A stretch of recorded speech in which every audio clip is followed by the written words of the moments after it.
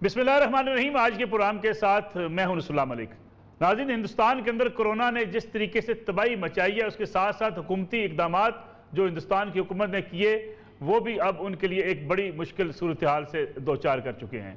लेकिन इसके साथ साथ अगर देखा जाए, हिंदुस्तान का मीडिया इन तमाम जो इकदाम किए जा रहे हैं, यहाँ हुकूमत की नालायकी है, जहाँ हुकूमत अवाम के हवाले से कुछ बड़े फैसले नहीं कर सकी, उस हवाले से भी मीडिया खामोश हुआ है।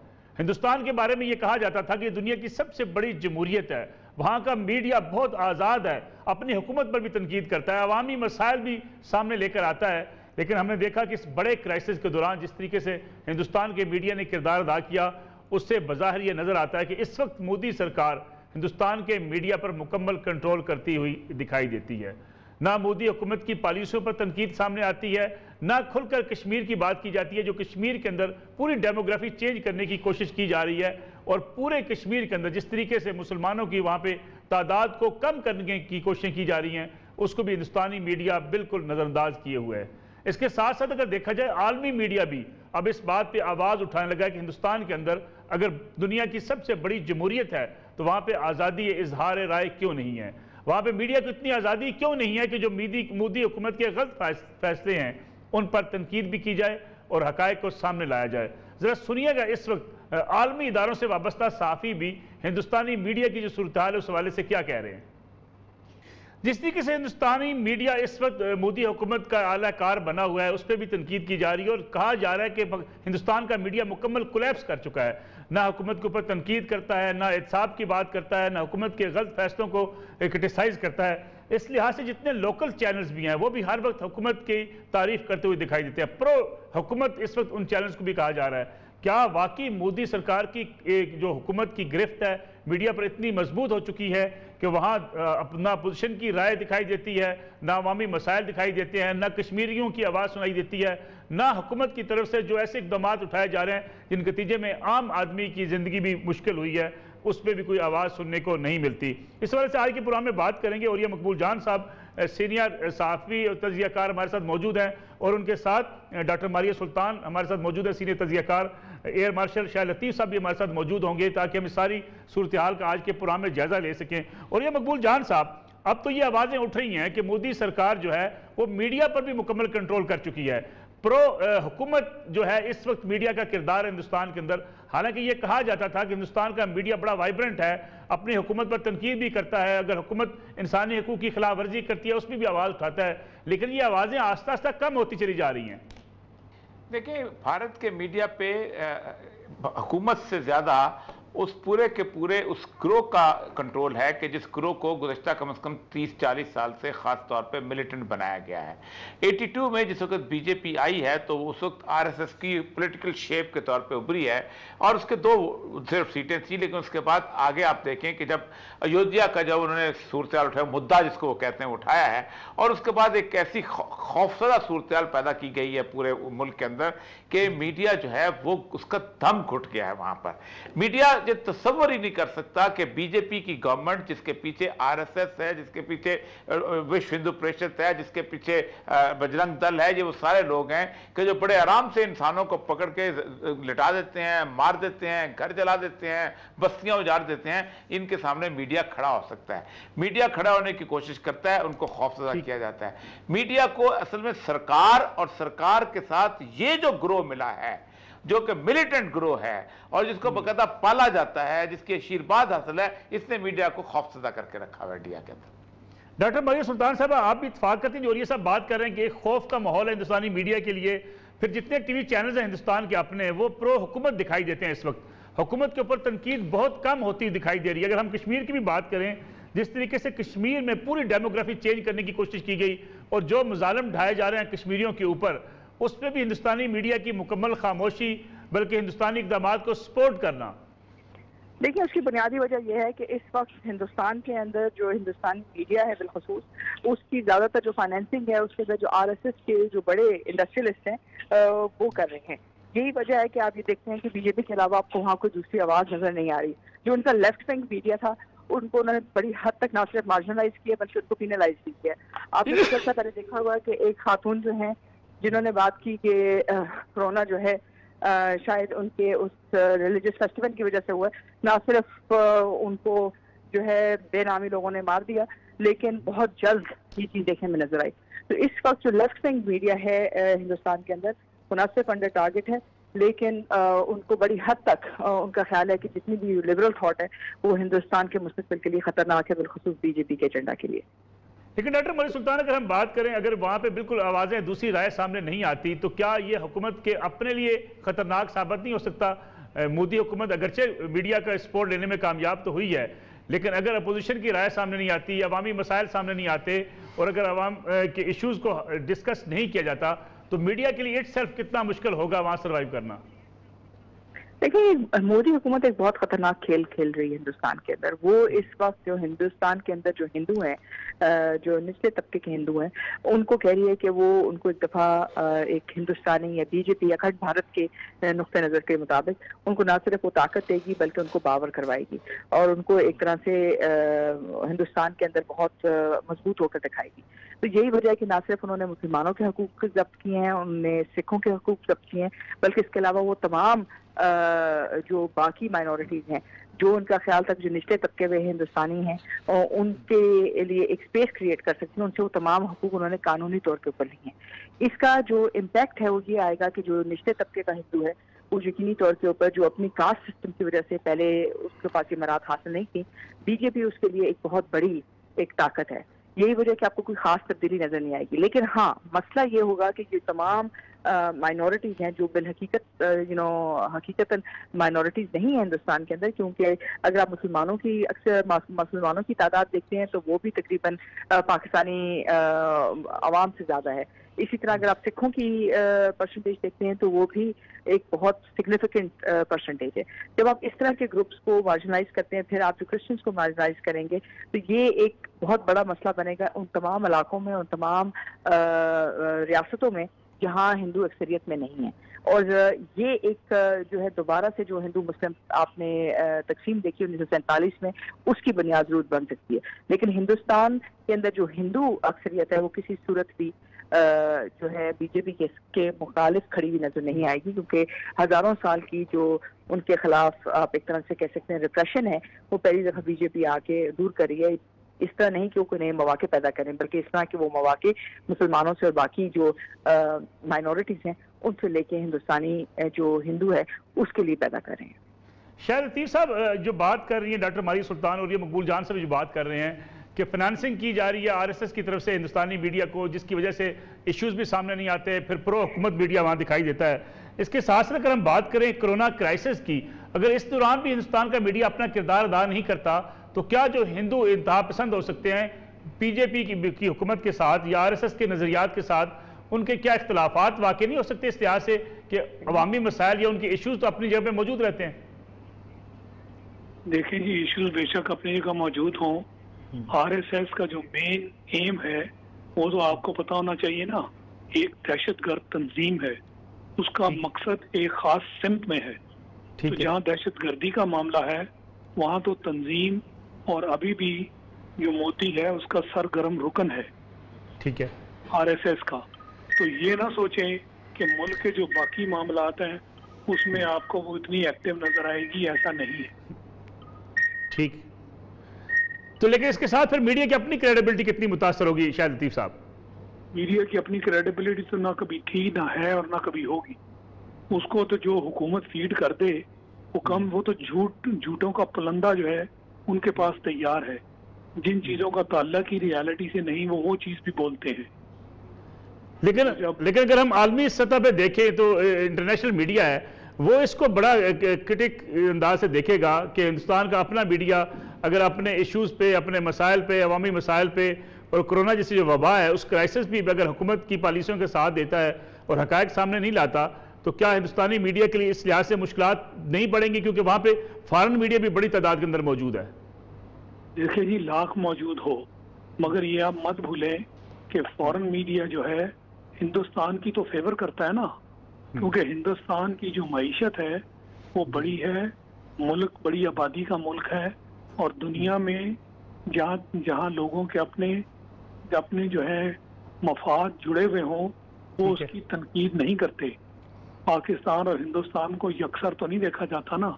यही वजह है कि पाकिस्तान के ऊपर तनकीद भी है और पाकिस्तान के खिलाफ बहुत बड़े हमले भी हैं, मगर हिंदुस्तान के खिलाफ वो नहीं होते।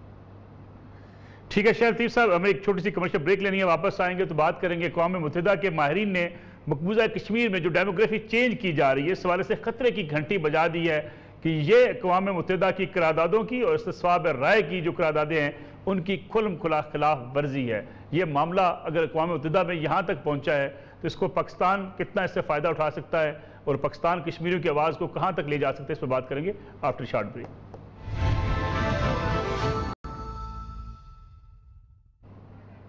प्रोग्राम एक बार फिर खुशामदीद हो रही है। मकबूल जान साहब, ये बताइएगा कि सऊदी अरब अपना एक किरदार अदा कर रहा है पाकिस्तान और हिंदुस्तान के माबैन तल्लुकात को बेहतर करने के लिए। लाइन ऑफ कंट्रोल पे भी जो फायर बंदी हुई उसमें भी कहा जा रहा है कि यूएई और सऊदी अरब का बड़ा अहम किरदार है। और खासतौर पर अगर आप मौजूदा दौरे को देखा जाए जो वज़ीर आज़म इमरान खान साहब सऊदी अरब का कर रहे हैं, इस हवाले से भी कुछ पेशरफ्त हो सकती है दोनों मुल्कों के माबैन टेंशन को कम करने के लिए। खासतौर पे सऊदी अरब के इस वक्त मफादात जुड़े हैं हिंदुस्तान के साथ भी और पाकिस्तान के साथ भी। देखें, ये कुछ दिनों के बाद पता चलेगा कि ये किस तरफ ये दौरा लेके जाता है आपको। असल मसला यह है कि जो इस वक्त सफबंदी शुरू हो रही है इस पूरे इलाके के अंदर, उस सफबंदी में सबसे अहम बात यह है कि अमेरिकन और मुख्तलिफ किस्म की दूसरी कुव्वतें चाहती हैं कि भारत को एक पीसफुल किस्म की सूरत हाल दी जाए ताकि वो चाइना को कंटेन कर सके।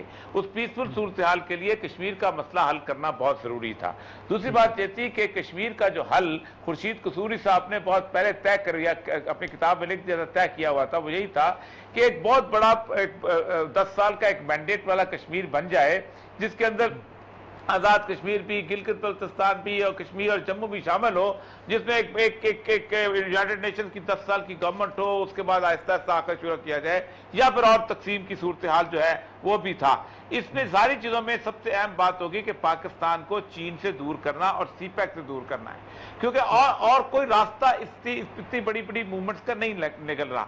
दूसरी तरफ यह है कि खुद सऊदी अरब जो है वो अमेरिका की नामेहरबानियों का शिकार है। इस वक्त अमेरिका जो है वो इस वक्त ईरान के साथ बड़े तवील अरसे से पिंगे बढ़ा रहा है और वो समझता यह है कि ईरान ने उनकी वॉर एंड टेरर के अंदर खामोशी से इतनी बड़ी मदद की है कि इराक के अंदर वो कभी कदम नहीं जमा सकता था, अफगानिस्तान के अंदर नहीं आ सकता था अगर ईरान की उनके पसे पर्दा मदद शामिल न होती। इसीलिए हौसियों के साथ अमेरिका ने ताल्लुकात बिल्कुल बदले हैं, ईरान के साथ बदले हैं। सऊदी थ्रेटन फील कर रहे हैं। ये 2-3 दिन 4-5 दिन के बाद पता चलेगा कि क्या हम इंडिया के साथ हमें चलते हैं और लेके चलेंगे और हमारे मामला हल होंगे, या फिर सऊदी अरब जो है वो इस प्रो चाइना, ये विजिट प्रो चाइना था, क्योंकि अभी तक कुछ समझ नहीं आ रही कि ये प्रो चाइना विजिट था या प्रो अमेरिका विजिट था। ठीक है डॉक्टर मारिया सुल्तान साहबा, नई सफबंदी में मसला कश्मीर में कोई पेशरफ्त हो सकती है? हिंदुस्तान और पाकिस्तान के माबैन जो ताल्लुकात हैं और जो डायलॉग है ये आगे बढ़ सकता है?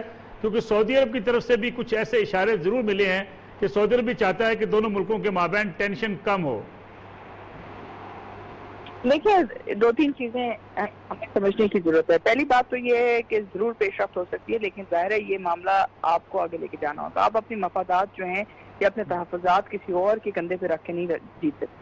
दूसरी बात ये कि ये कहना कि हिंदुस्तान जो है आपके लिए एक नई सोच रखता है, ये एक बहुत बड़ी गलती है। हिंदुस्तान ने कानूनी तौर के ऊपर अपना कानून जो है गैर कानूनी इस तौर के ऊपर इस्तेमाल करके कश्मीर को अपने अंदर जब्त कर और उसके साथ साथ कश्मीरियों का जो हक शनाख्त है वो उनसे मुस्तकिल बुनियादों पर ले लिया।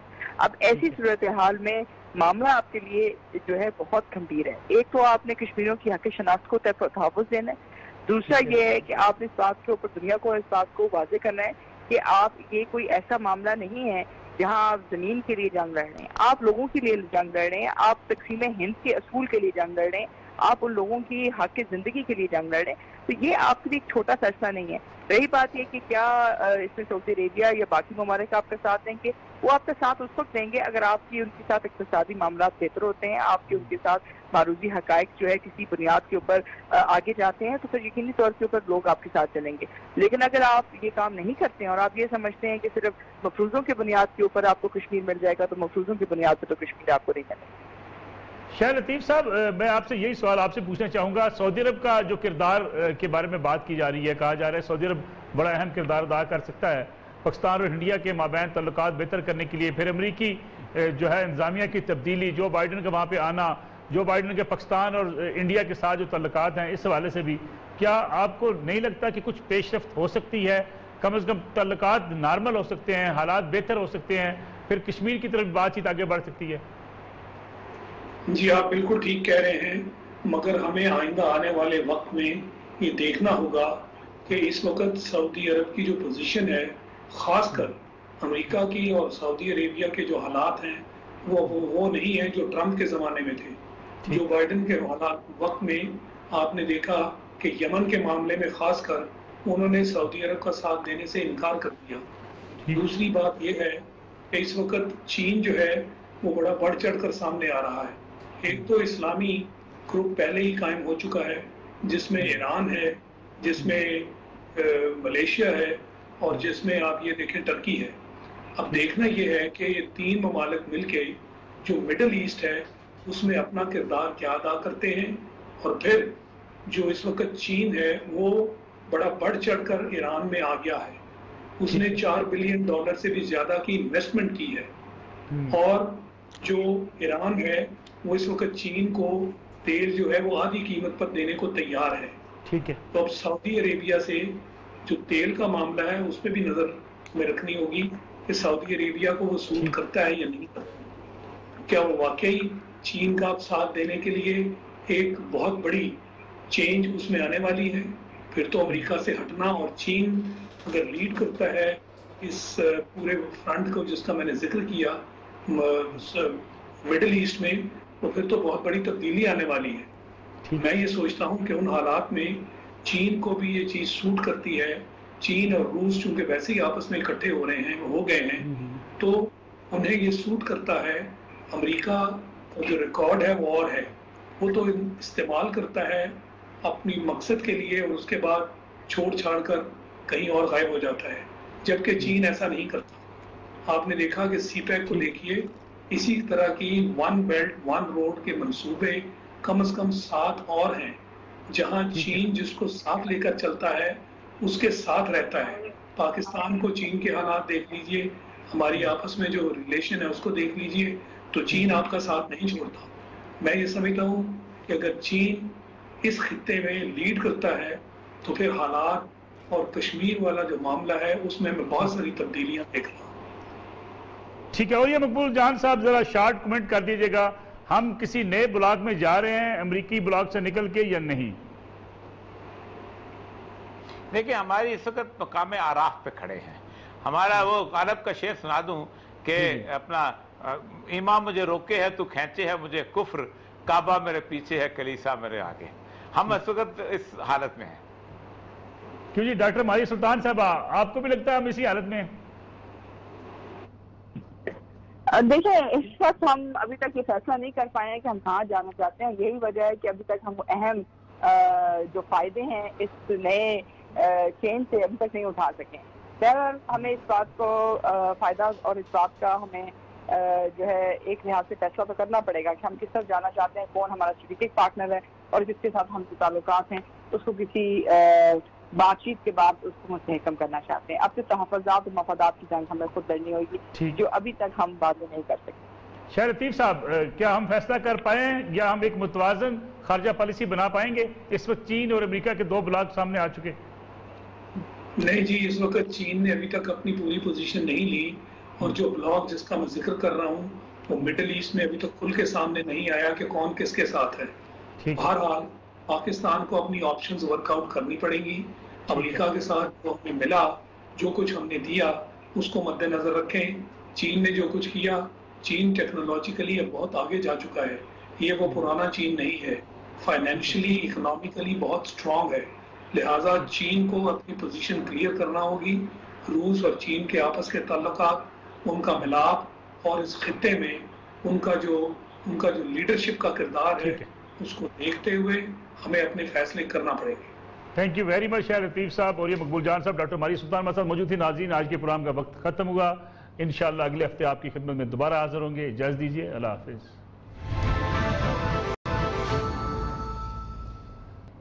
पुराम एक बार फिर खुश आमदेद हो रही है। मकबूल जहान साहब, जिस तरीके से अक़वाम मुत्तहिदा के माहिरीन ने भी मकबूजा कश्मीर में जो सूरत हाल है डेमोग्राफी चेंज करने के हवाले से, फिर जिस तरीके से डोमिसाइल का इशू बना है कश्मीरियों के लिए, मुसलमानों के लिए, फिर जिस तरीके से बसाया जा रहा है वहाँ हिंदुओं को, मुसलमानों की आबादी कम की जा रही है, इस पर आवाज़ उठाई और ये कहा है कि ये जो करारदादों के मुताबिक जो अक़वाम मुत्तहिदा की करारदादें हैं उनकी खिलाफ वर्जी भी है।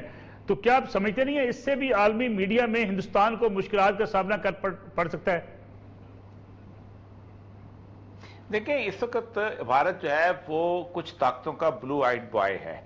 जब से ये क्वाड शुरू हुआ है, 4 मुल्कों का इत्तेहाद आया है, जापान है, ऑस्ट्रेलिया है और अमेरिका है और भारत है, और कंटेनमेंट ऑफ चाइना के लिए बना है।